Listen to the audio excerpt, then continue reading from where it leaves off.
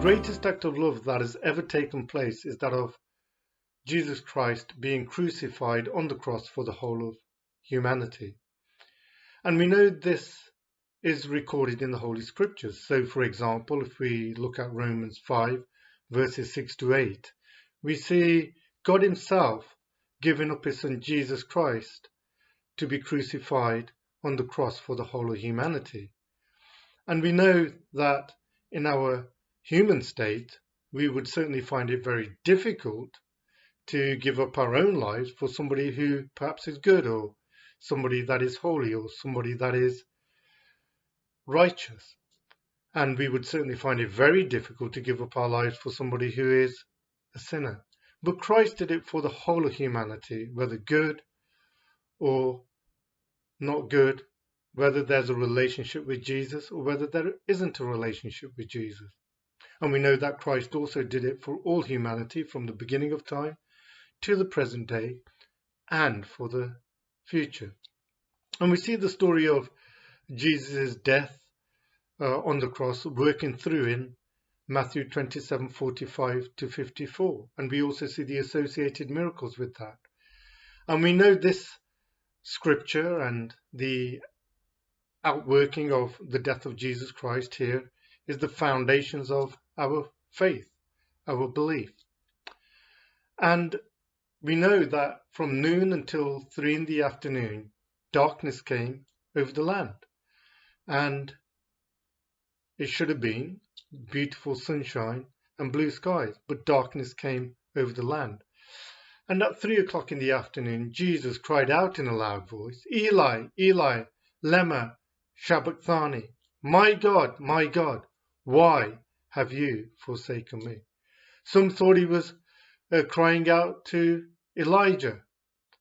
One person came up to Jesus and offered him a sponge soaked in wine vinegar, raised the sponge to his lips on a stick, but Jesus didn't take the wine vinegar into his system. Others said, leave him alone, let him talk to Elijah, let him continue to communicate to see if Elijah comes to save him. And when Jesus had finally cried out in a loud voice again, he gave up his spirit and died on the cross for all humanity.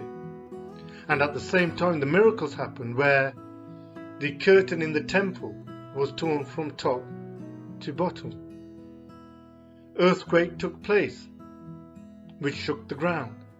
Rocks were split in two, and many holy people came out of their tombs, who at the resurrection of Jesus Christ went into the holy city and confessed of what had happened.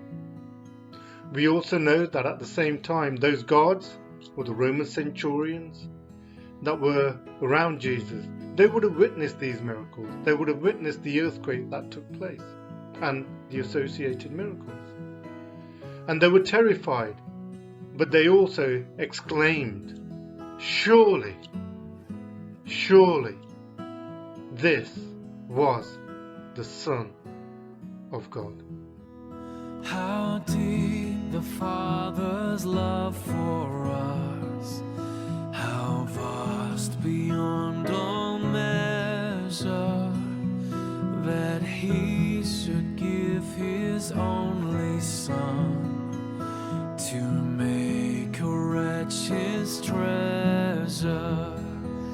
How great the pain of searing loss, the Father turns His face away, as wounds which mar the chosen one bring many sons to glory.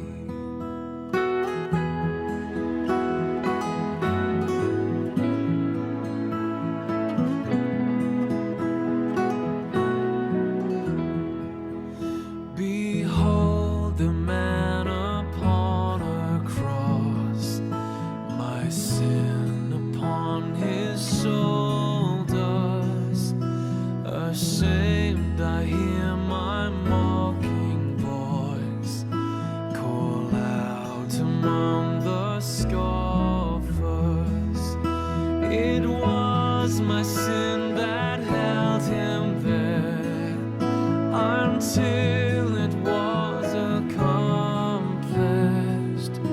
His dying breath has brought me life. I know that it is finished.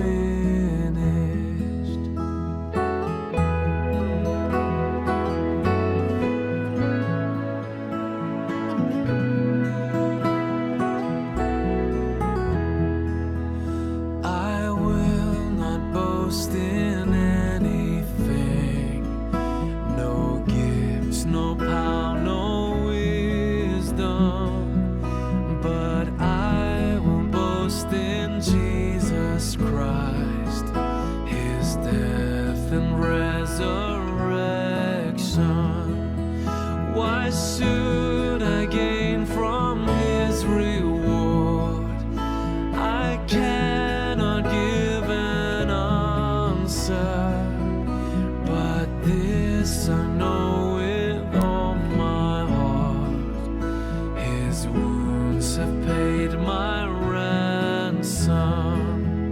Why should I gain from his reward?